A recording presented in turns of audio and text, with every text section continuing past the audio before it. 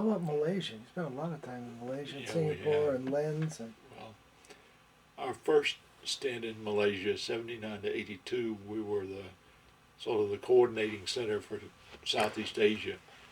So we spent a lot of time on the road. And I can't match Ann's travel story about the hanging upside down in the cart, but I do remember one time visiting our colleagues in Samoa, American Samoa, and they thought because they had guests, they would take us swimming to their favorite swimming hole, which consisted of a log hanging out over a waterfall. And that was a great place for diving.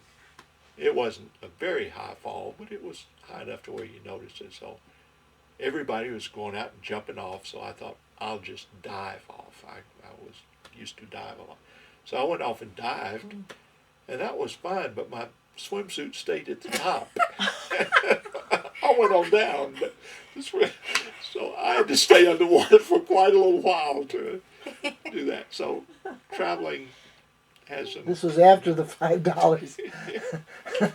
After the $5 stipend had done something to your physique. Huh? That's right. That's right. I was quite slender. And One then of my- another travel experience was leaving a session in Majuro.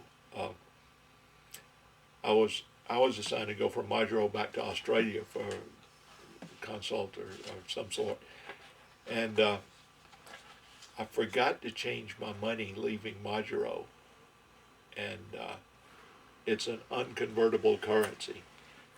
So we got to some place between there and Australia to stop. I don't remember where it was right now.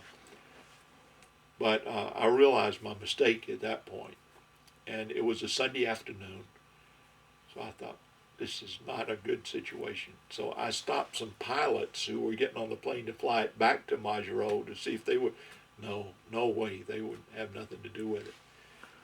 So I called a money changer. His phone number was on his stand in the airport, and he first laughed, and the second time I called him back, about a half an hour later, he got a little bit irritated. The third time, he said, "Are you going to keep doing this?"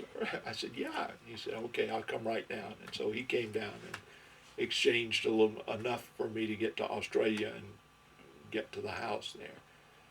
But you learn things about changing money in traveling like that. Mm-hmm.